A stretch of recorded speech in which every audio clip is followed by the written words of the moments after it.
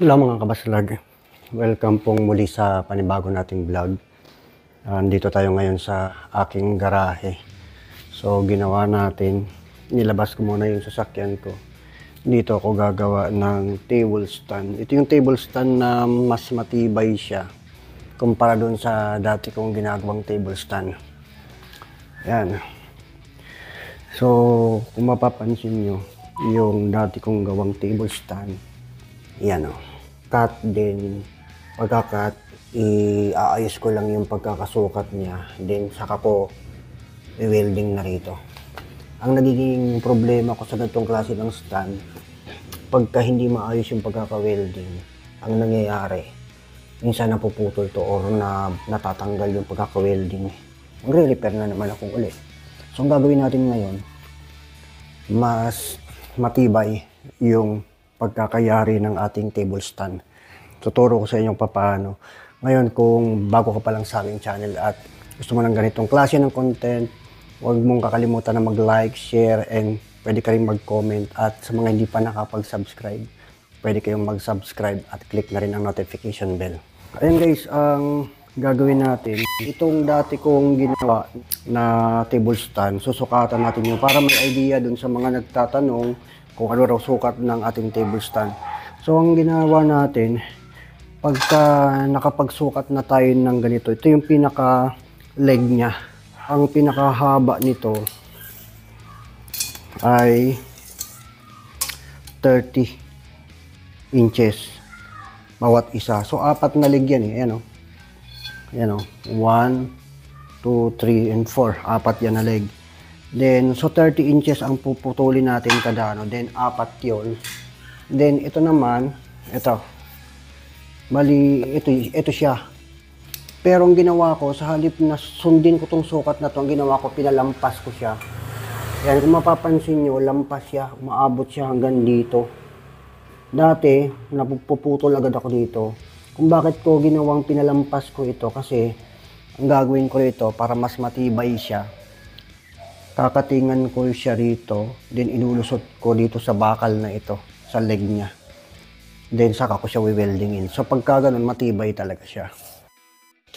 Ayan guys, so di ba sabi ko sa inyo, ayan, dati yung sukat hanggang dito lang. Ngayon, medyo hinabaan ko. Medyo mahaba siya. Ayan.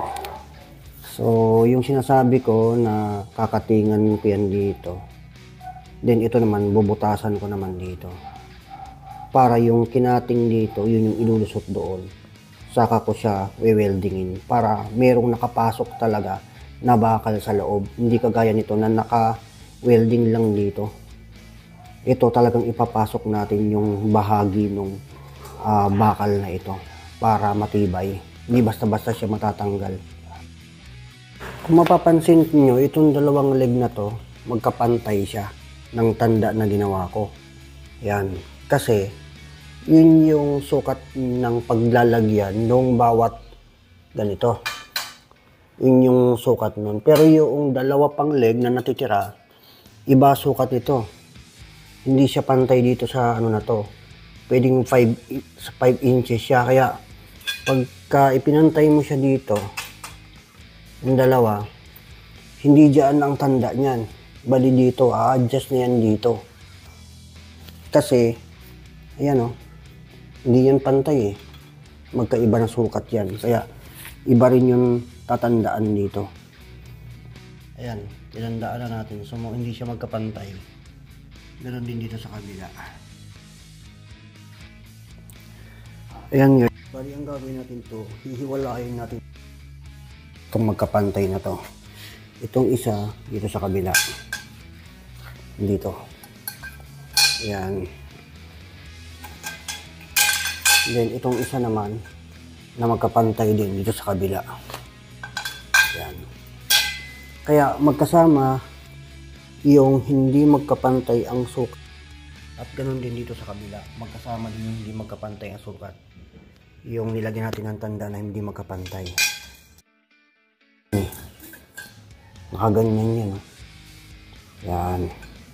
Bali dito, yung isa, dito sa, yan, kung ano yung katapat niya, yung parehas sukat. Parehas. Magkalayo. So yung 6 inches. Katapat dito 6 inches yung pinaka ano na to, haba na to. Yun dito sa kabila 5 inches to. So ang gagawin natin yan, lalagyan din ulit natin ng ganito yan. Yan, dito naman siya. Diyan naman siya tatapat sa may isa. Yan. Yan. Nakaganyan yan. Nakaganyan. Nakaganyan yan.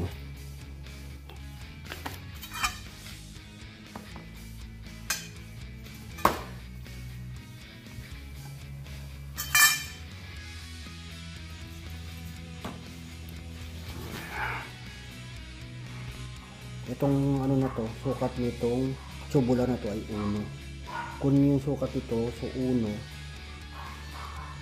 Kaya, maglalagay tayo ng tanda rito sa 1. Yan, 1 ang tanda natin dyan. Ganon din dito sa may isa. Lagyan din natin ng tanda rito.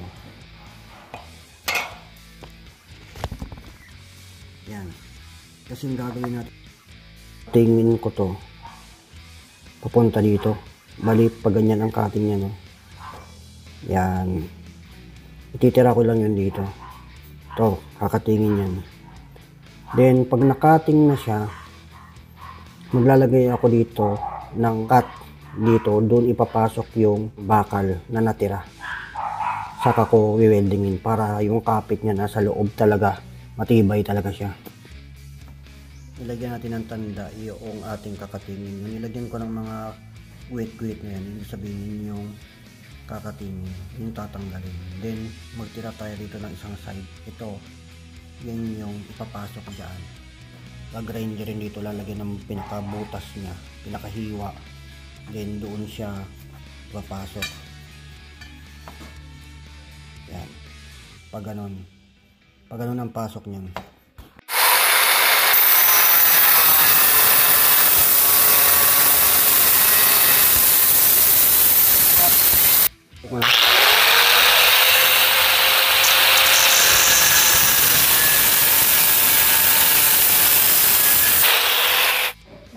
Ayan, so bali ganito itsura niya. Ayan. Ayan din sa kabila. Mga kabaslag, yung tinandaan natin kanina na leg na magkapantay yung tanda. Ayan, pagsamahin natin muna yan. Kasi itong dalawa naman na magkapantay din. Yan, ito 6 inches yung tanda. Ito naman 5 inches. So, pagsamahin muna natin siya. Then, gawin natin ganito. Lalagyan natin ng cut dito. Bali, 4 lang na sides. Yan, ito cut dito, cut dito, cut dito, cut dito.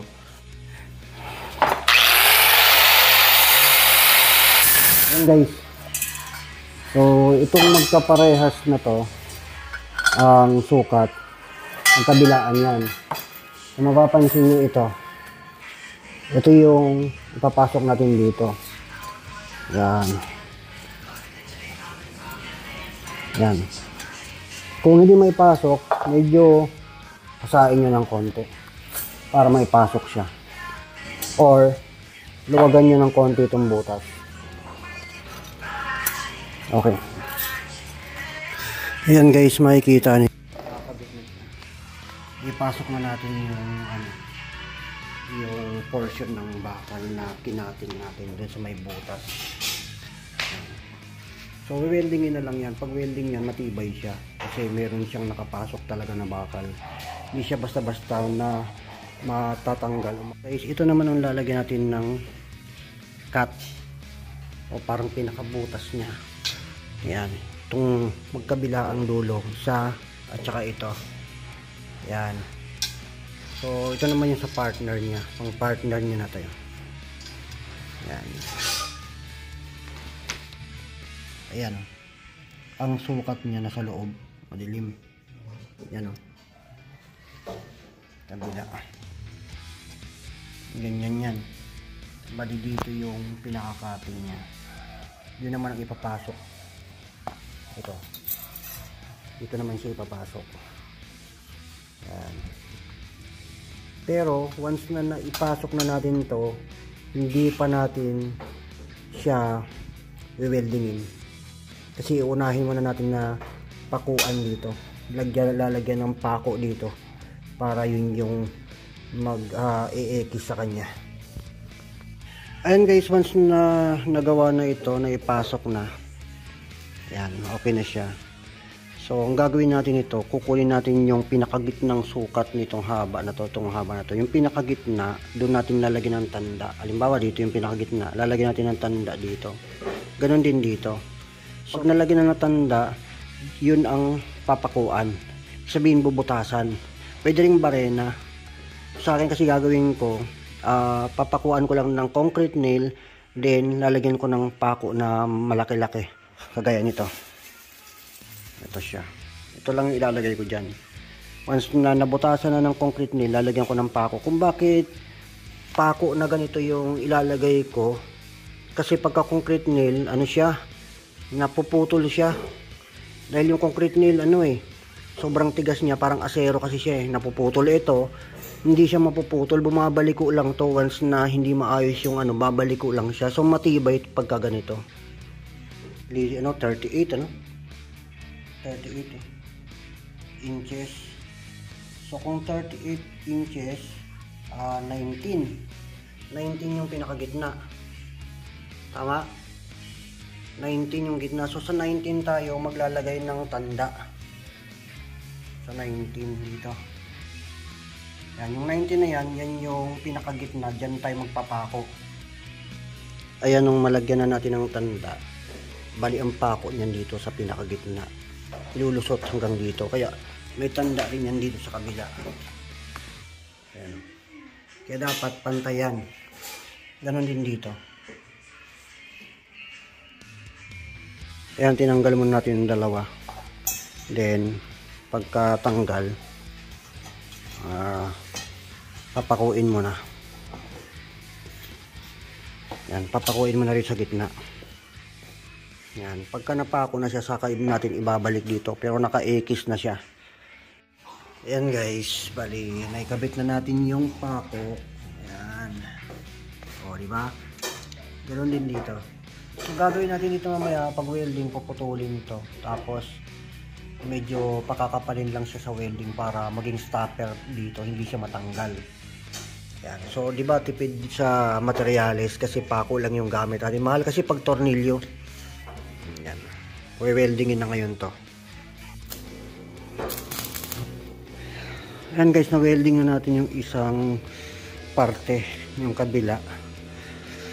So, ipa-full weld natin yung iba pang hindi na welding. Ang importante doon, may nakapasok na doon na yun ang nagpapatibay dito.